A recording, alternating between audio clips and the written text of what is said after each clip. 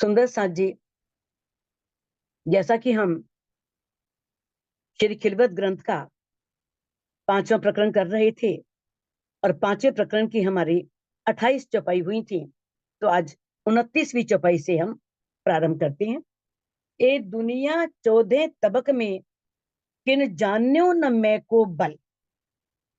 अब इससे पहली वाली चौपाई में दामदनी अक्षातीत ने इंद्रावती जी के धाम हृदय में बैठकर बताया कि इस ऐसा नहीं है कि इससे पहले कोई तीर्थंकर नहीं हुए, अवतार नहीं हुए, ज्ञानी नहीं हुए, यानी कि यहाँ तक कि इस ब्रह्मांड के मालिक ब्रह्मा विष्णु महेश वो भी निरंतर तपस्या में लगे हैं और वो साधना कर रहे हैं, उसे पाने की कोशिश कर रहे हैं। उन्होंने भी बहुत उपाय किए हैं, लेकिन वो भी मेहनत कर करके थक गए, क्योंकि ये मैं संसार की निकलती नहीं। इन देवताओं को भी चिंता होती है कि कोई तपस्या करके हमसे ऊंचा पद ना पाले।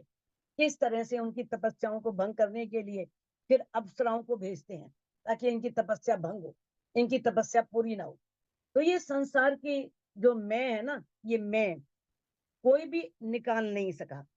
अब धनी बता रहे हैं कि इस मैं को जो हमारे अंदर संसार की मैं, ये मैं निकलेगी कैसे, हम कैसे निकाल सकते हैं। कहते ए दुनिया 14 तबक में, इस 14 लोक के ब्रह्मांड में जितने भी सब हैं यहाँ पर, उन्होंने किसी ने भी मैं के बल को नहीं जाना।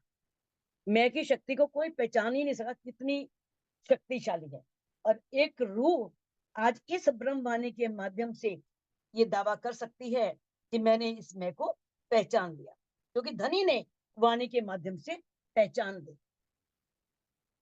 इन मैं को पार न पाइया, कई दौड़ाए थके अकल।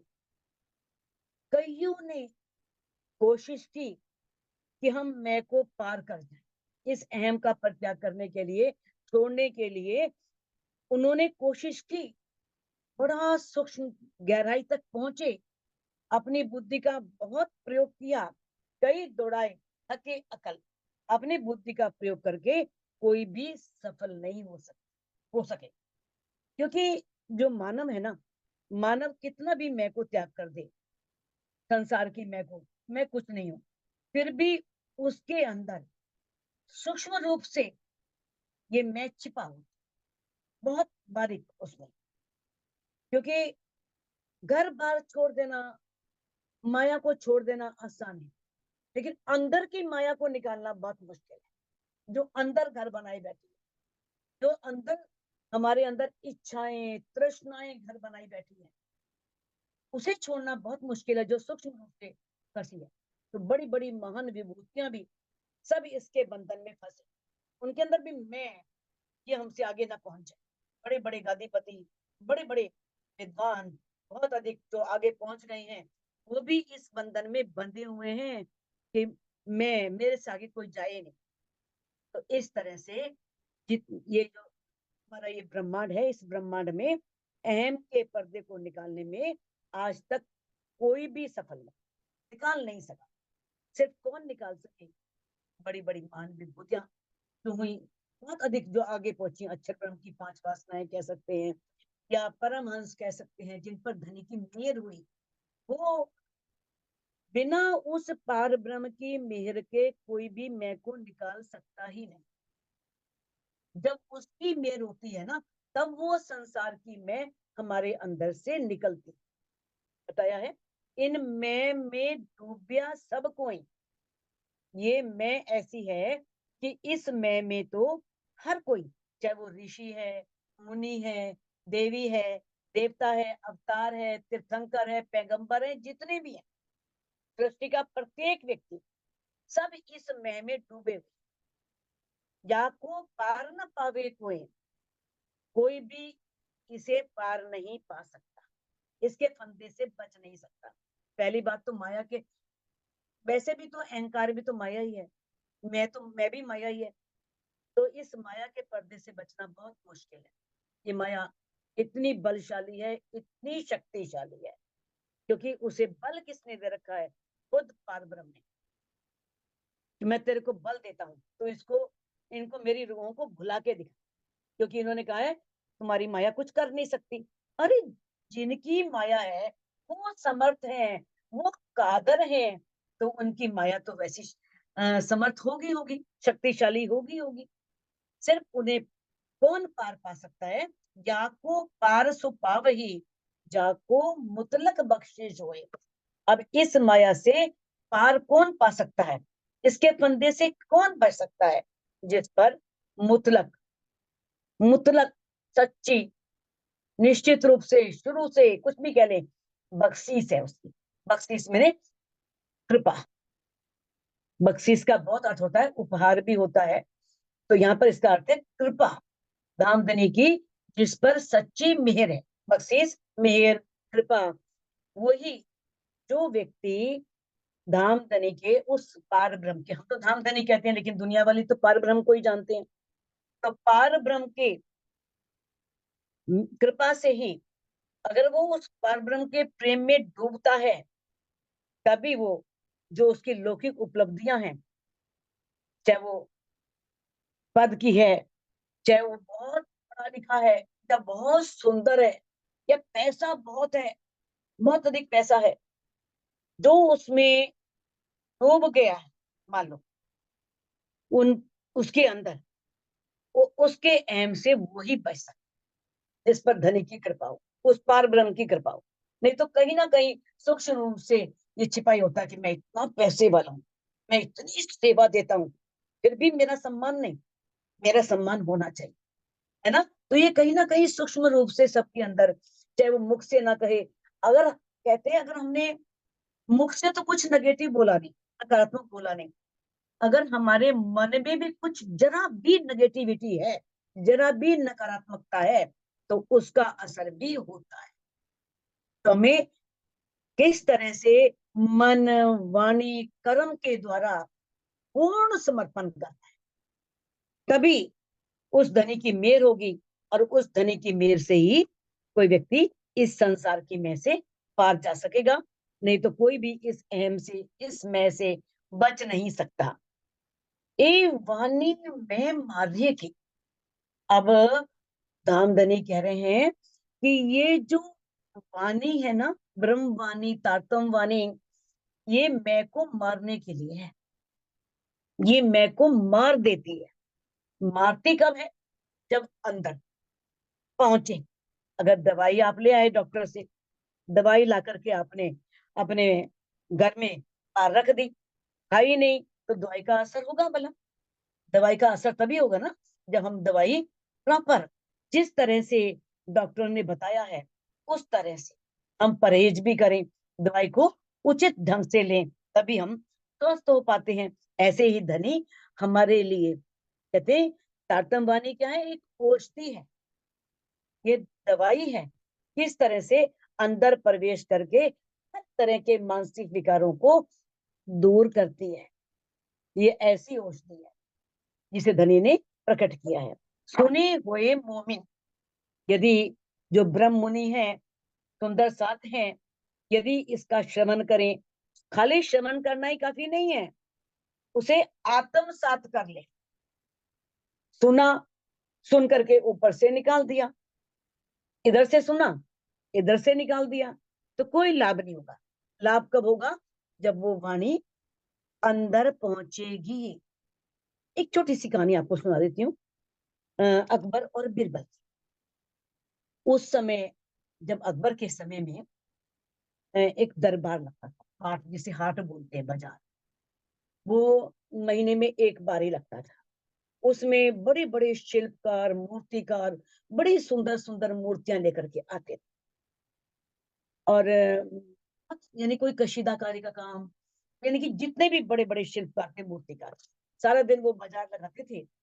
फिर जो सामान जिसने खरीद लिया, और जो बचता था ना, तो उस समय ये नियम था कि वो राजा को सारा खरीदना होता, चाहे वो उसका कैसे भी उपयोग करे, ऐसा उस समय नियम था। अब एक शिल्पकार 3 मूर्तियां बना करके लाया, सेम एक सी, वैसे ही कान, वैसे ही आंख, वैसे ही नाक, बिल्कुल सेम पदार्थ की बनी हुई। ये नहीं कोई चांदी की, कोई सोने की, कोई मिट्टी की, ऐसा भी नहीं था। बिल्कुल एक ही पदार्थ की उसने एक बिल्कुल एक जैसी 3 मूर्तियां बनाई थी और उसने एक मूर्ति की कीमत रखी थी 1,000 और दूसरी मूर्ति की रखी थी 10,000 और तीसरी मूर्ति की 1,00,000। लेकिन शर्त ये थी कि तीनों मूर्तियां इकट्ठी खरीदनी पड़ेंगी।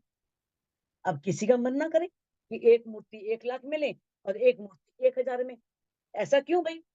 हम तो नहीं खरीदते, किसी ने खरीदी नहीं।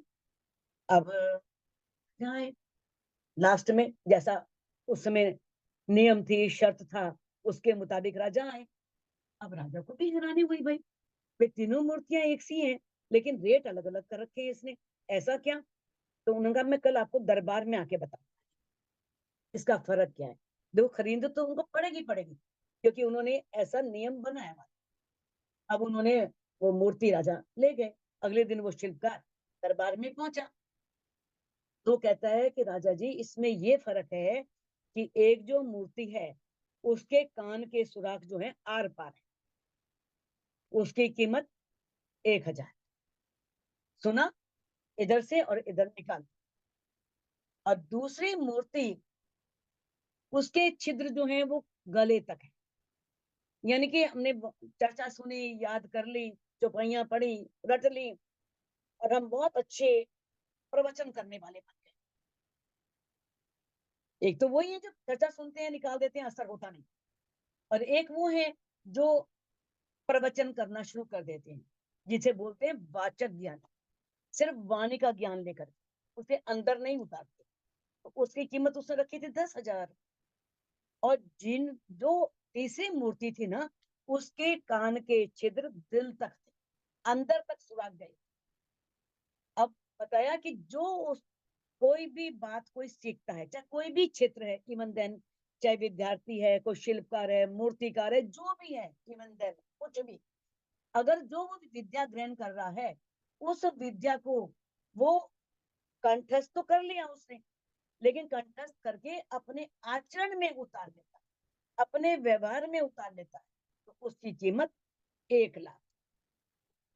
तो ये हमें खुद विचार करना है कि हमारी कीमत क्या है, हम कितना कर रहे हैं, कितनी। देखो स्वाध्याय करना अच्छी बात है। स्वाध्याय हमारे जो समाधि की अवस्था जाती है ना, जिसे यम और नियम बोलते हैं, तो उसका एक अंग भी है।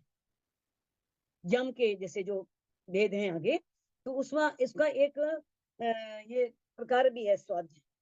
स्वाध्याय करना बहुत आवश्यक है कि हम स्वाध्याय करें। हमने वाणी पढ़ ली, ठीक है, हमने 2 प्रकरण पढ़ लिए, हो गया। अभी आज तो मैंने 2 प्रकरण पढ़ लिए, है ना? लेकिन ठीक है वो स्वाध्याय किया, लेकिन वास्तव में स्वाध्याय क्या होता है कि जो हमने पढ़ा वो सारा दिन हमारे दिमाग में चलता रहे, उस पर हम चिंतन करें, मनन करें, मंथन करें। फिर हम कोशिश करें कि जो हमने आज पढ़ा है, जो मुझे धनी ने आज वाणी के माध्यम से शिक्षा की है, उसे मैं अपने अंदर उतारूं।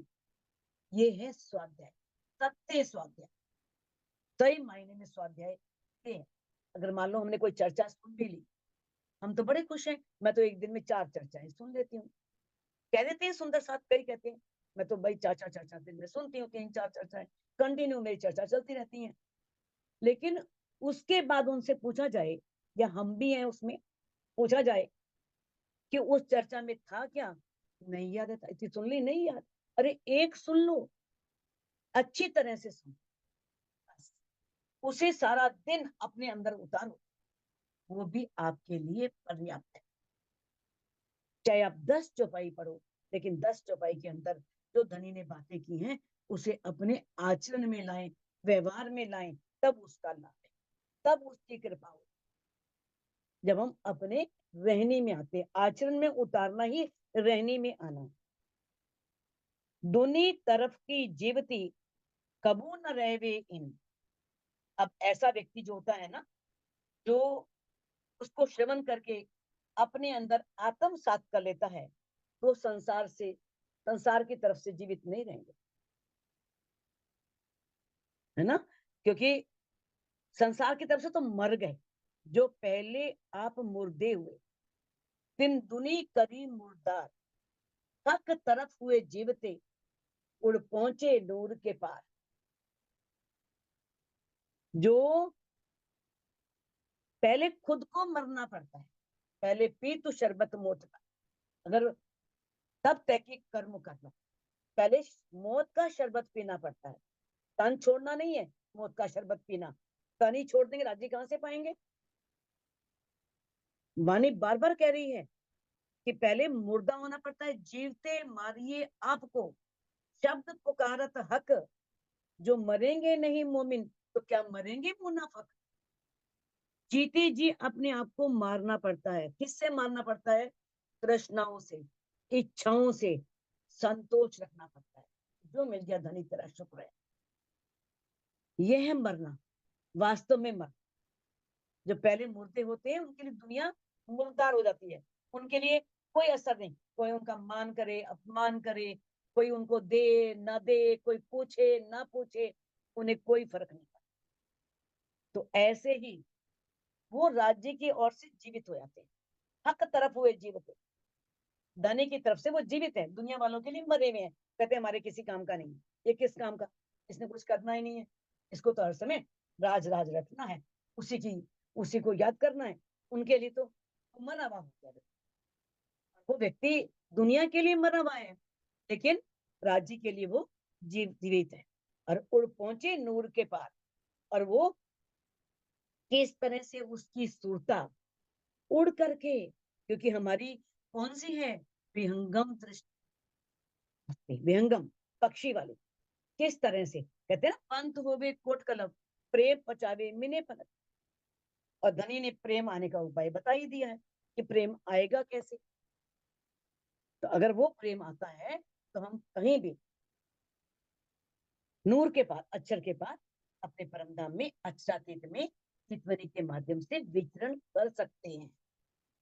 तो कभी भी दुनिया की तरफ से जीवित नहीं रहेंगे वो व्यक्ति, उनके अंदर संसार की फिर कोई मैं नहीं रह जाएगी। वो अपनी अहम को जीत लेंगे, पहले इस संसार की अहम का विनाश कर देता है, तभी सुगंधी मिलती है प्रेम की, तभी प्रेम आता है। ए मैं इन गिरोह की, काढ़े एक धनी धाम। अब इन गिरोह की का मतलब क्या है? ये कौन सी गिरोह? ब्रह्म सृष्टि। कहते ए मैं इन गिरोह की, इस संसार में जो ये गिरोह है, जो परम धाम से यहाँ पर माया का खेल देखने के लिए आई है, कौन निकाल सकता है? एकमात्र धामधनी ही निकाल सकता, और कोई भी निकाल नहीं सकता। ए मरे पेड़ से हुक्मे। आप देखो, जब एक ब्रह्म मुनि या ब्रह्म सृष्टि इस ब्रह्म वाणी को अपने अंदर उतार लेती है और प्रेम की राह अपनाती है, तो ये कब होता है? ए मरे पेड़ से हुक्मे। पेड़ जहां पर इसकी जड़ है ना, ये संसार को एक पेड़ का है, पेड़ का है ना संसार को, इसकी जड़ कहाँ है? हम इस संसार में आए, इसकी जड़ कहाँ है? राज्य के दिल में तो है। हुक्मे, राज्य के हुक्म से, उनकी इच्छा से, उनके अंदर इच्छा आई थी कि इनको माया का ब्रह्मांड दिखाना है। अब वो अपने अंदर इच्छा लेंगे कि हमें अब क्या करना है, इस रूह को परम धाम दिखाना है, इसको परम धाम दिखाना है, 25 पक्षों में घुमाना। तो ये मैं कहां से उड़ती है? राज्य के हुक्म से। फिर ये जड़ से ही खत्म हो जाती, रहती ही नहीं। राजी मैं को बिल्कुल मार देते हैं। ले साहिब के कलाम, साहिब के कलाम क्या है? ये ब्रह्मवाणी। कलाम क्या है? जो उन्होंने शब्द कहे हैं, जो वाणी में ब्रह्मवाणी में बातें कही हैं, तो उनके ऊपर जो चलता है, इसे आत्मसात करता है। तो बताया है कि ज्ञान के द्वारा जो अहम आता है ना, आपको ज्ञान हो गया, तो अहम नहीं लेना। अहम अच्छी चीज नहीं है। ये मैं खुद ही राज्य को मिलने में पर्दा है। मैं से आज से मैं खुद ही का त्याग करती हूँ। ये ज्ञान की मैं खुद ही है।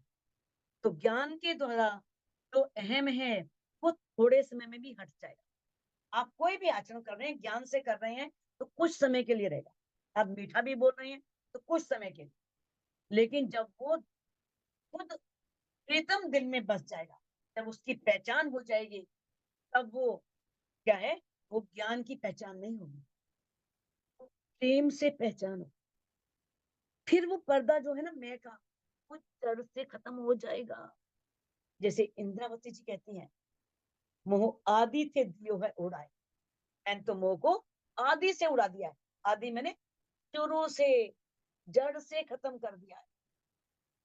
तो ये तब खत्म होगी जब उस धनी की पूर्ण पहचान होगी, वो दिल में बस जाएगा, सिर्फ ज्ञान द्वारा नहीं। अगर हम मान लो प्रवचन भी कर रहे हैं, कुछ बता भी रहे हैं, सिर्फ ज्ञान से कर रहे हैं, कोई लाभ अगर हमारे व्यवहार में नहीं है, हमारे आचरण में नहीं।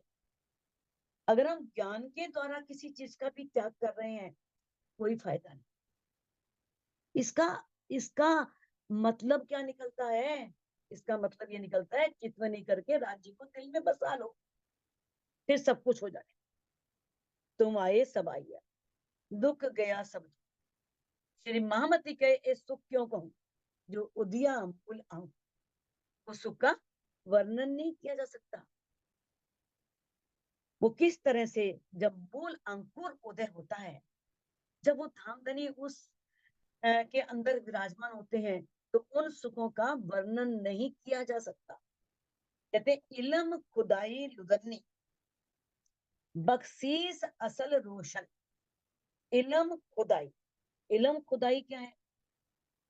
खुदा का इलम, जैसे वेदों को बोलते हैं, वेद ईश्वरीय ज्ञान है। ये किसका ज्ञान है? परब्रह्म का। परब्रह्म ने अंदर बैठ करके इंद्रावती के मुख से कहलवाया है। तो ये कौन सा है? तारतम वाणी, ब्रह्म वाणी लुदन्नी का है, तारतम ज्ञान को, जो खुद स्वयं परब्रह्म के द्वारा कही गई है। तो इस तारतम वाणी का ज्ञान जो अक्षरातीत है, वो परब्रह्म के द्वारा दिया गया है। बख्शीस असल रोशन, बख्शीस आप जानती हो, मेहर, कृपा।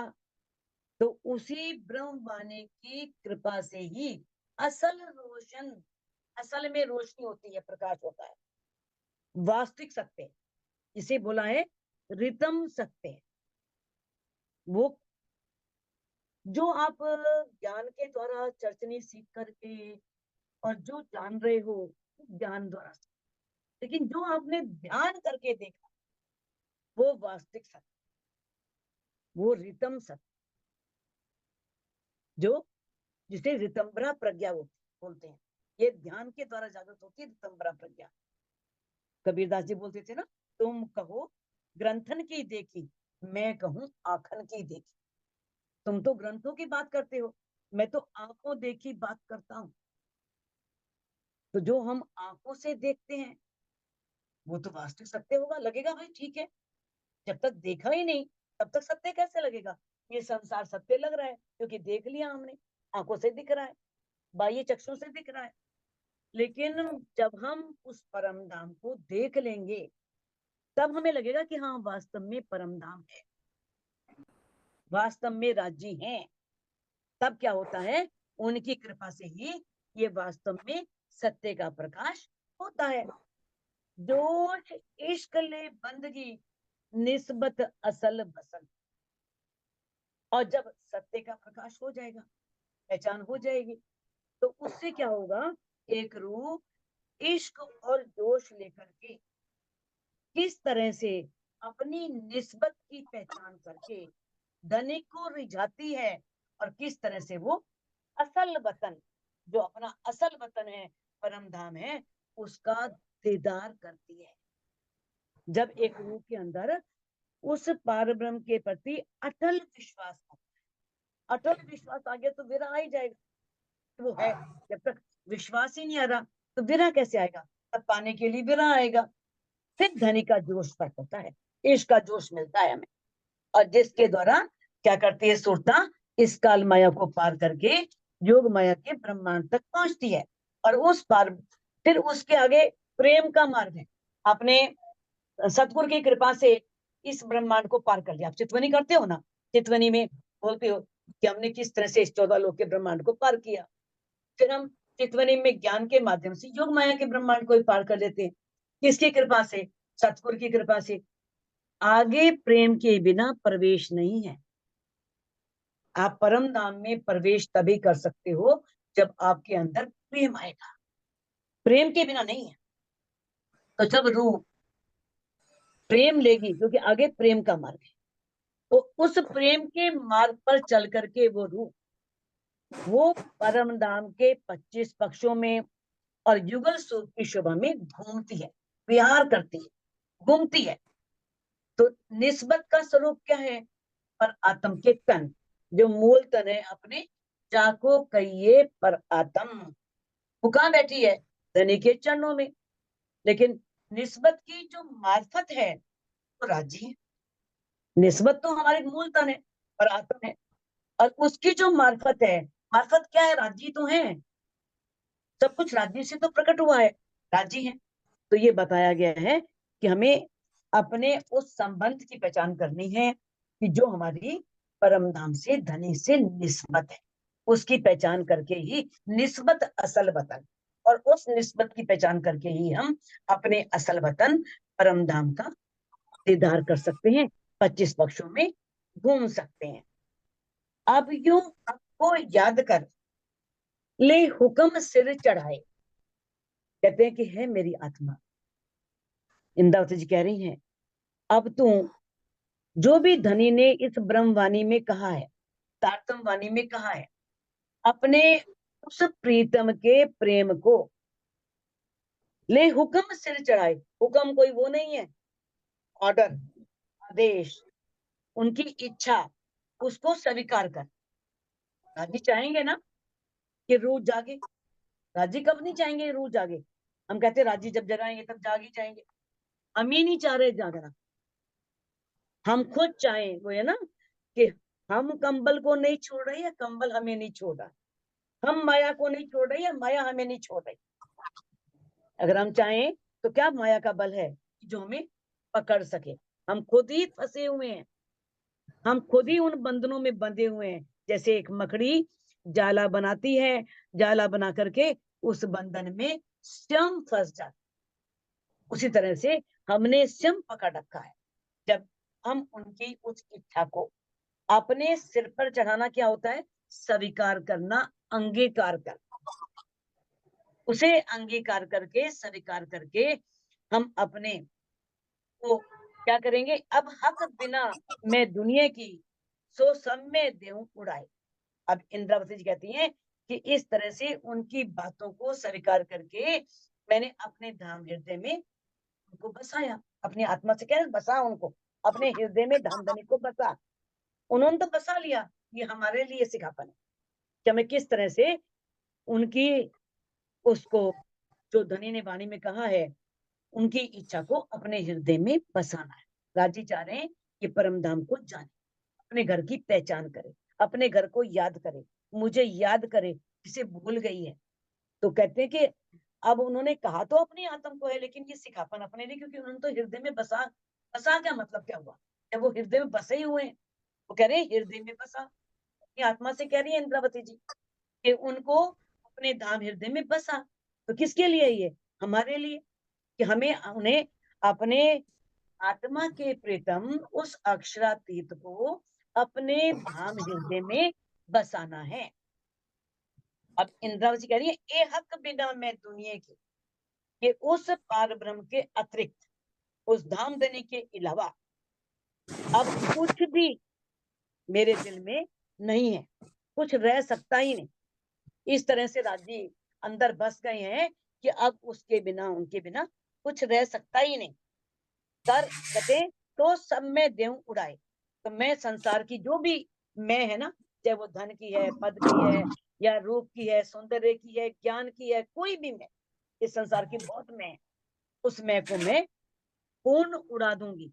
इंद्रावती जी कह रही है, लेकिन सिखापन हमारे लिए है कि हमें किस तरह से, अगर हमारे अंदर कोई भी मैं है, मान लो हमारे पास धन, धन की मैं है, या हम बहुत सुंदर हैं, या हमारे पास बुद्धि तेज है, ज्ञान है, वो धनी का दिया हुआ है। धनी मैं आते ही छीन लेते हैं, वो रहती नहीं कृपा उस पर है, वो मेर फिर रहती नहीं है। तो किस तरह से कहा है कि इसे पूर्ण रूप से उड़ा देना है। इत में नेक न आवही, खड़े हुक्म चले जे, कहते इत में नेक न आवे, जब सुंदरता एक रूह इस ब्रह्मवाणी को अंगीकार करेगी और उसमें जो कहा गया है उसके अनुसार चलेगी, तब क्या होगा, उसके अंदर ये मैं कभी भी आ नहीं सकती, उसके अंदर ये मैं कभी आएगी नहीं। तोड़े हुक्म तल, खड़े हुक्म तले चे, उसके अंदर ये रहे कि मैं राज्य के हुक्मों के हुक्म के नीचे बैठी हूँ, चरणों में बैठी हूँ। यानी कि किस तरह से हुक्म तले, हुक्म तले कहते हैं उनके आदेश के नीचे, आदेश के अनुसार, जैसा राज्य ने ब्रह्मवाणी में आदेश किया है उसके अनुसार खड़े में जो खड़ा हो जाए, यानी कि उनके आदेश की पालना करके चलने के लिए खड़ा हो जाए। राज्य ने कहा है जागो और जगाओ, अगर राज्य ने उस रूह को जगाया है तो उसके अंदर ये भावना आ जाए कि मैं अब सबको जगाऊं, मैं सबको बताऊं, जो खड़ी हो जाए। तो कहते हैं ए मैं हक की मेहर लेके कर निसंक हिदायत ए, कितनी बड़ी बात कही है दामदनी ने कि वो रूह जब ऐसा होता ना, जब वो ऐसा मानती है तब क्या कहती है, वो धनी की मैं लेकर के, हक की मेहर लेके, वो राज्य की मैं लेकर के कर निसंक हिदायत ए, और उनकी मेहर से ही निसंक, बिल्कुल निसंकोच, कोई शंका ना रहे, कोई संदेह ना लेकर के हिदायत, तो इस बात का निर्देश कर, निर्देश जानते हो, पालना करना, उनके निर्देशों पर चलना, ये है। तो ये कहा है कि तो अब बिल्कुल राज्य की मेहर में, क्योंकि राज्य ने इंदिरा,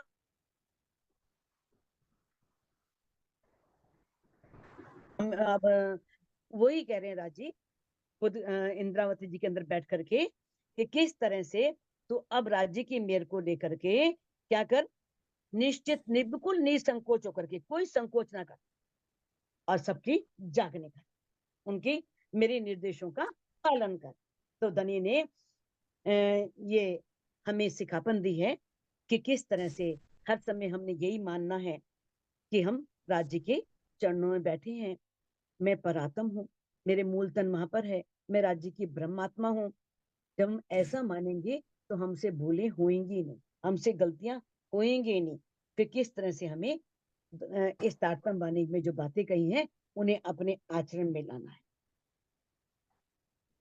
ए सुनियो खास उम्मत, इन मैं को काढ़ो जड़ मूल, कहते कि है ब्रह्म सृष्टियों, सुनियो खास उम्मत ब्रह्म सृष्टियां, कि है ब्रह्म सृष्टियों, कि तुम क्या करो, इस तारतम वाणी के अंदर क्या बताया है, मैं को जड़ से निकाल देना,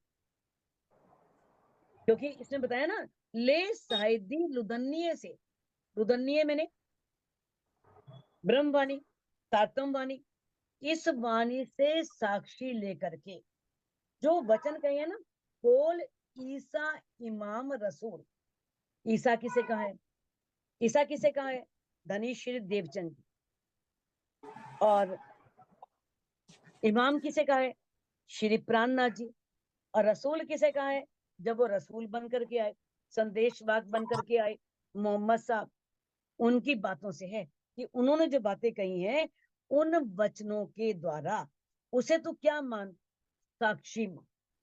अब ये बताया है कि जो तीनों है ना वो एक हैं, तीनों जब मिलते हैं ना वो ही पारब्रह्म का स्वरूप है।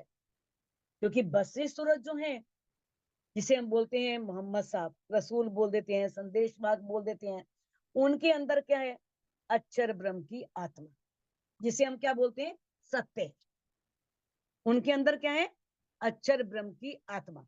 सबसे पहले रसूल साहब भी तो आए थे, उसे सत्य कह देते हैं। और आगे जब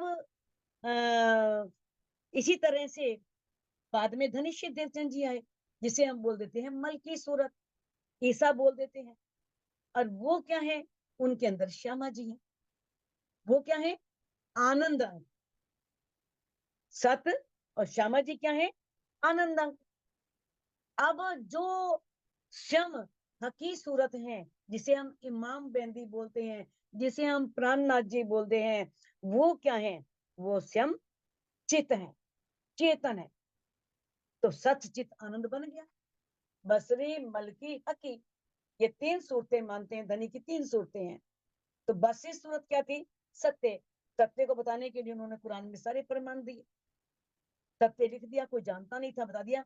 परमात्मा की सूरत कैसी है, परमधाम में होश को सर है, बहुत सी बातें, क्यामत के 7 निशान, बहुत कुछ कुरान में सब अवतरित कर दिया, लिखवा दिया। फिर इस तारतम का आनंद लेकर के कौन आई? श्यामा महारानी, जो उनका आनंद अंग है। और फिर वो श्याम आए, कौन? जो चित थे, चेतन थे। वो कौन है? हकी स्वरूप, जिसे हम बोल देते हैं इमाम मेहंदी, जिसे हम पूर्ण ब्रह्म परमात्मा बोल देते हैं, या उसे प्राणनाथ जी बोल देते हैं। तो इस तरह से तीनों शक्तियां एक के अंदर ही विराजमान हैं, तीनों सूरतें अंदर हैं। तो कहे ले साइदी लुदन्य से, इसलिए कहा है, साइदी कहते हैं प्रमाण, साक्षी, और लुदन्य बोलते हैं ब्रह्मवाणी का ज्ञान। ब्रह्मवाणी के ज्ञान से साक्षी लेकर के कौन? ईसा इमाम रसूल, ईसा शमा महारानी, इमाम प्राणनाथ जी, रसूल मोहम्मद साहब, इनके वचनों की साक्षी लेकर के तो इस मय को जड़ से निकाल दे। हके किया हुक्म वतन में तो उपजत अंग असल। हके किया हुक्म वतन में, अब धाम धनी वतन में जो हुक्म किया, अब बार बार हुक्म शब्द आता है, तो वतन में किसको हुक्म करते हैं? जब परम धाम में वाहिदत है, एक दिली है, माँ कैसे हुक्म चल सकता है? यानी कि उन्होंने जो दिल में इच्छा ली, और उनके आने के बाद पहले लई हके दिल में, पहले राज्य ने अपने दिल में लिया, फिर उसके बाद किसके दिल में आई? रूहों के दिल में। फिर हादियों, जो आनंद अंग क्षमा महारानी और रूहें थी, उनके आई। फिर उसके बाद अक्षर ब्रह्म के दिल में वो इच्छा आ गई, क्योंकि वहां वाहिदत है, एक दिल ही है, एक ने दिल में ली, सबके दिलों में आ गई। इसे कहा है हके किया हुक्म वतन में। राजी ने परम धाम में जो हुक्म किया, जो दिल में इच्छा ली, तो उपजत अंग असल, जो हमारे असल अंग है ना, असल अंग क्या है? मूल तन, हमारी पर आत्म, वो असल अंग जो पर आत्म है, उनके दिल में उत्पन्न हो गई। जैसा देखत सुपन में ए जो वर्तत इत नकल। अब जैसा हम सपन में देखते हैं, आपने देखा है, जो हमारा तन है वो सपन की स्थिति में जो कुछ देखता है, तो आत्मा का जो नकली तन है वो वैसा ही आचरण करता है। तो कहने का भाव क्या है? कहने का भाव यह है, राजी ने जो बातें दिल में ले रखी हैं, वो किस तरह से पहले पर आत्म के दिल में आती हैं, पर आत्म के दिल में आते ही आत्म के दिल में आती हैं। क्योंकि पर आत्म का तन जो है, वो अपनी नूरी आंखों से इस झूठे संसार की लीला को देखता है। संशय आएगा, तो मन में संदेह होगा ना, क्या उनकी जो आत्म है, उनकी नूरी आंखों से वो उस खेल को देख रहे हैं? इसमें क्या कहा जाएगा? पर आत्म की नूरी नजरों के सामने ये ब्रह्मांड रह ही नहीं सकता। उनकी नजर तो राज्य के दिल में है, दिल को देख, दिल में देख रही है, पर्दे पर, दिल रूपी पर्दे पर। कहते हैं, वाणी में कहा है, झूठ हम देखा नहीं, झूठ ना रहे हमारी नजर, ना हमने झूठ को देखा है, और ना झूठ हमारी नजरों में रह सकता है। बट आड़े खेल दिखाइया देने को इश्क खबर, बस सिर्फ इश्क की खबर देने के लिए कि इश्क बड़ा किसका है, मैं तुमसे कितना इश्क करता, मैं तुमसे कितना प्यार करता, ये बताने के लिए, रूहों तुम मेरे तन हो, तुम मेरे तन हो, तुमसे इश्क जो मेरे दिल, ए बेवरा ना समझो तो सहूर करो सब मिल। अगर इसको बेवरे को नहीं समझ सकती, तो सब मिलकर के सहूर करो, जागृत बुद्धि से विचार करो। तो ये बताने के लिए पट किस तरह से एक पर्दा डाल करके धनी ने एक इश्क की खबर देने के लिए हमें ये खेल दिखाया, किस तरह से हुक्म द्वारा हम सूरता के द्वारा इस संसार में आए। क्योंकि इसमें बताया है खिलवत में, असल हमारी अर्श में तो आए ख्वाब दिखावत तुम। अभी आएगा ये, सॉरी पढ़ चुकी हो आप चौथे प्रकरण में। असल हमारी अर्श में, हमारी असल कहाँ पर है? अर्श में। पर आत्म कहाँ है? और उसे तुम क्या दिखा रहे हो? ख्वाब दिखा रहे हो। जैसा उसको देखत तैसा करते हैं हम, जैसा वो करती है वैसा ही हम करते हैं। तो अब इसे पलटी तो मार नहीं है। अगर हम अपने दिल में ले लेंगे तो राज्य को दिल में लेना पड़ेगा। जब उनके दिल में आया, हमारे दिल में आया, हम हमारे दिल में आए तो राज्य अपने दिल में कैसे नहीं लेंगे? बताओ, सोचो, विचार करो। जब राज्य कहते हैं कि सब एक है, वाहिदत है, जब यहाँ एक रूह एक दिली ले आएगी, तब वो अपने दिल में कोई बात लेगी तो राज्य को अपने दिल में लेनी पड़ेगी, और फिर वो परात्म के दिल में आएगी, वैसा ही आत्म करना शुरू कर देगी। इस बात को, इसकी गहराई को समझना है बस। ये समझ में आ गई ना, फिर समझो एक रूह वास्तव में जागने के पथ पर चल पड़ी। जैसे कहते ना, हुक्मे लिया बेख रूह का, श्रृंगार में आएगी बात कि राज्य के हुक्म ने ही रूह का वेश धारण किया, हुक्म इच्छा ने। और जैसे ब्रज में कहा है, यो उपजे हम प्रदुजन, हम कैसे उत्पन्न हुए? यो उपजे हम प्रदुजन, जो खेल में देखत सुपन, जैसे सपना देखते हैं ना, ऐसे हम ब्रज में सभी वधुओं के तन में आकर के प्रवेश कर गए। तो ये सुरता द्वारा कहा गया है।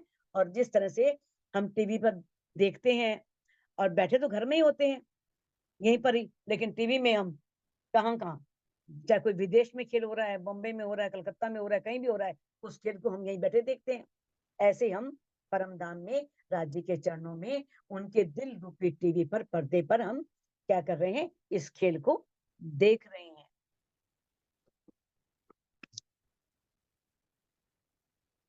एक करो तहकीक विचार के, जो होए अर्स उम्मत। कहते एक करो तहकीक विचार के। अब दामदनी अक्षातीत कह रहे हैं कि अब इस पर अच्छी तरह से विचार करो, तहकीक, निश्चित रूप से अच्छी तरह से विचार करके ये निश्चय करो, जो होए अरस उम्मत, जो परम धाम की वास्तव में ब्रह्म सृष्टि है। बाकी करे ना करे धनी को फर्क नहीं पड़ता,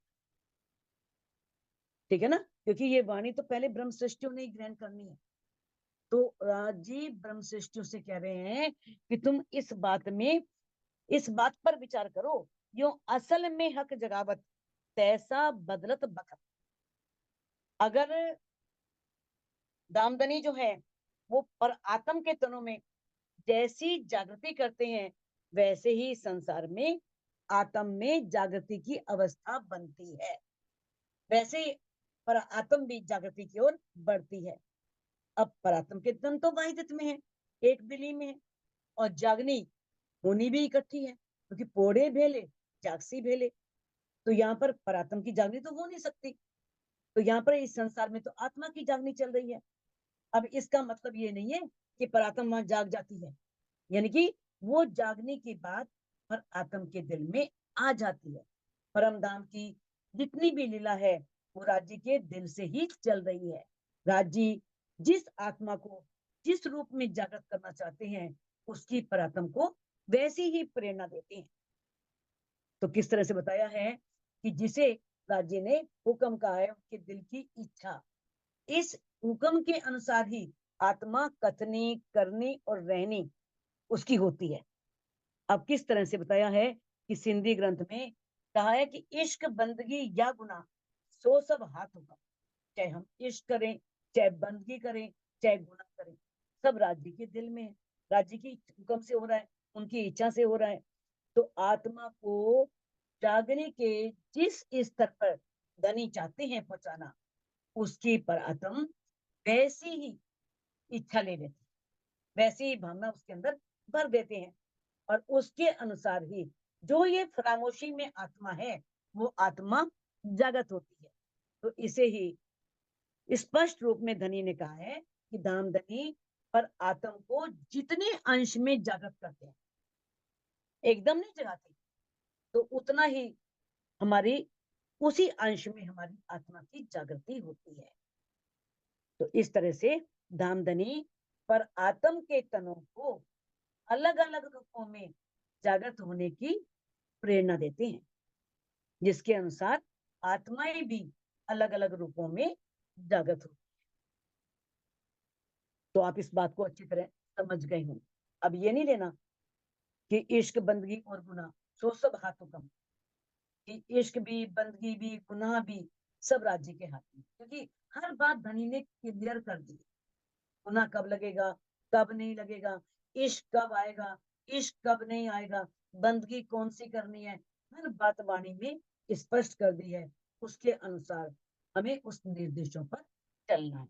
अब इस चौपाई को अनमिट करके दोहरा सकते हैं। एक करो तैकेक विचार के, एक एक हो तय को विचार के, विचार के, जो होए अरस उम्मत, जो जो होए रस हाथ मत, से मत, यो असल में हक जगावत, यो यो असल असल असल में में हक हक जगावत, जगावत, ऐसा बदलत बखत, तैसा बदलत ऐसा बखत, ऐसा बदलत बदलत बखत, वक्त,